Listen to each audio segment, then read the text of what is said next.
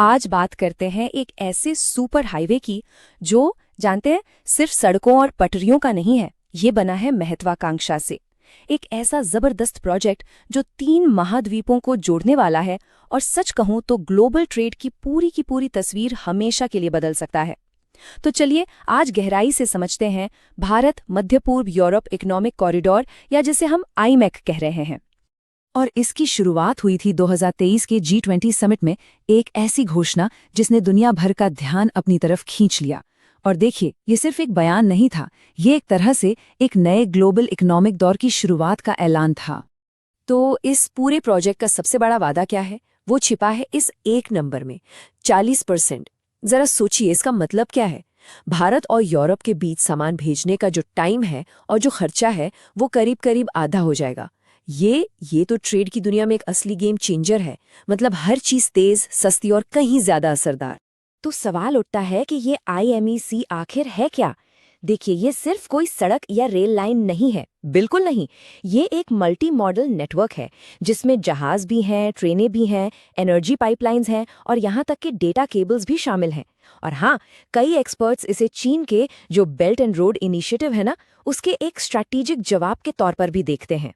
तो चलिए अब आगे बढ़ते हैं और जरा देखते हैं कि ये कॉरिडोर असल में नक्शे पर दिखता कैसा है। ये कोई सीधी साधी लाइन नहीं है, बल्कि समंदर और जमीन को जोड़ने वाला एक बहुत ही स्मार्ट नेटवर्क है। इस बड़े नेटवर्क को समझने का सबसे आसान तरीका है इसे 2 हिस्सों में बांटकर देखना। पहला है ईस्टर्न कॉरिडोर, जो इंडिया को समंदर के रास्ते अरेबियन गल्फ से जोड़ता है, और दूसरा है नॉर्दर्न कॉरिडोर, जो फिर गल्फ से शुरू होता है और जमीन और समंदर के रास्ते होते हुए सीधा यूरोप पहुंचता है। तो सामान का सफर होगा कैसे?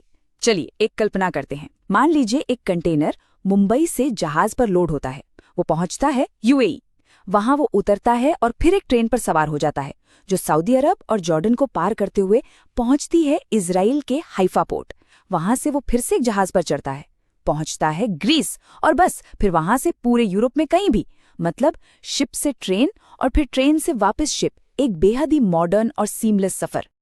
अब जाहिर है, इतना बड़ा प्रोजेक्ट किसी एक देश के बस की बात तो नहीं है। इसके पीछे एक बहुत ही मजबूत स्ट्रेटेजिक गठबंधन है। तो आखिर कौन है वो बड़े खिलाड़ी जो इसे हकीकत में बदल रहे हैं?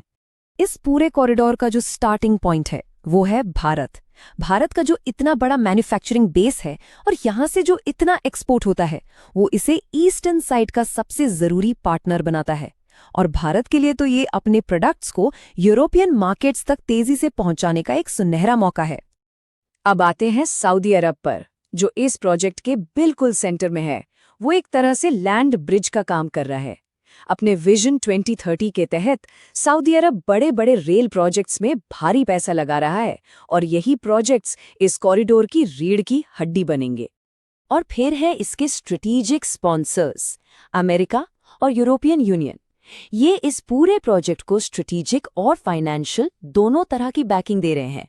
ये सिर्फ पैसा और डिप्लोमैटिक सपोर्ट ही नहीं दे रहे हैं, बल्कि ये खुद एक बहुत बड़ा कंज्यूमर मार्केट भी है, जहां आखिरकार ये सारा सामान पहुंचेगा। तो ये हैं वो 8 फाउंडिंग मेंबर्स जिन्होंने इस हिस्टोरिक डील पर साइन किया। भारत, अमेरिका, सऊदी अरब, UAE, European union, France, Germany और इटली। इस गठबंधन में हर कोई अपनी एक खास ताकत और अपना इंटरेस्ट लेकर आया है, और यही बात इसे एक मजबूत बुनियाद देती है। अच्छा, अभी तक तो हम बात कर रहे थे सिर्फ सामान की ढुलाई की, लेकिन IMEC इससे कहीं ज्यादा है।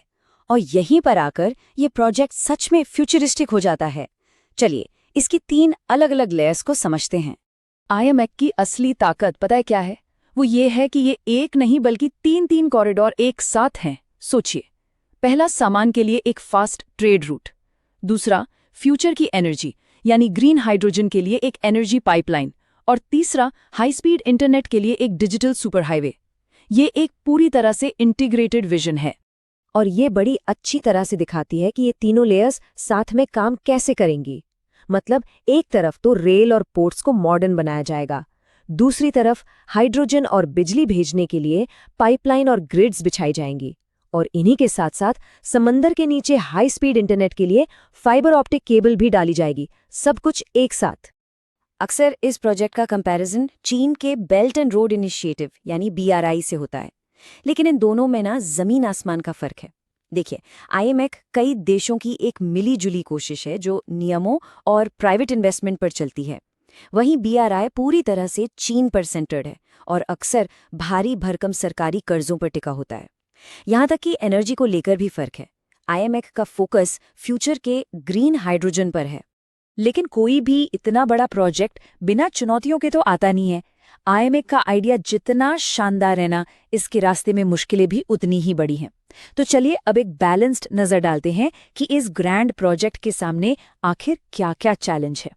इस प्रोजेक्ट का ऐलान तो हुआ था बड़े जोर शोर से, लेकिन इसके लॉन्च के सिर्फ कुछ ही हफ्तों के बाद इस इलाके में एक ऐसी जियोपॉलिटिकल उथल-पुथल मची जिसने जैसे सब कुछ रोक सा दिया।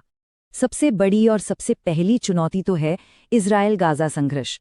इसने इजराइल और अरब देशों के बीच सहयोग की पूरी उम्मीद पर ही एक सवालिया निशान लगा दिया है। इसके अलावा भी मुश्किलें कम नहीं हैं। ये पूरा इलाका वैसे ही काफी अस्थिर है, तो कोई भी नया कॉन्फ्लिक्ट मुश्किल खड़ी कर सकता है। फिर अरबों डॉलर का फंड जुटाना एक बहुत बड़ा चैलेंज है, और इतने सारे देशों के कानूनों में तालमेल बिठाना भी कोई आसान काम नहीं होगा। पर इन तमाम चुनौतियों के बावजूद उम्मीद अभी खत्म नहीं हुई है। रास्ता लंबा है, मुश्किल भी है, लेकिन एक रोड मैप तैयार है। शॉर्ट टर्म में सबसे पहले तो कोशिश होगी कि संघर्ष सुलझे और फाइनेंसिंग फाइनल हो। मिड टर्म में फोकस होगा मेन रेल लिंक और डिजिटल केबल को पूरा करने पर, ताकि 2034 और उसके बाद तक ये एक पूरी तरह से काम करने वाला कॉरिडोर बन सके। और आखिर में ये समझना सबसे जरूरी है कि IMEC सिर्फ कंटेनरों और केबल्स की कहानी नहीं है। ये एक बहुत बड़ी पिक्चर का हिस्सा है। ये दरअसल एक ऐसी जियोपॉलिटिकल बनावट तैयार करने की कोशिश है जहां पावर किसी एक सेंटर में न होकर कई देशों के बीच बटी हो। क्या ये कोशिश कामयाब होगी? खैर, ये तो वक्त ही बताएगा। लेकिन एक बात तो तय है, ये 21वीं सेंचुरी के सबसे अहम जियोपॉलिटिकल एक्सपेरिमेंट्स में से एक जरूर है।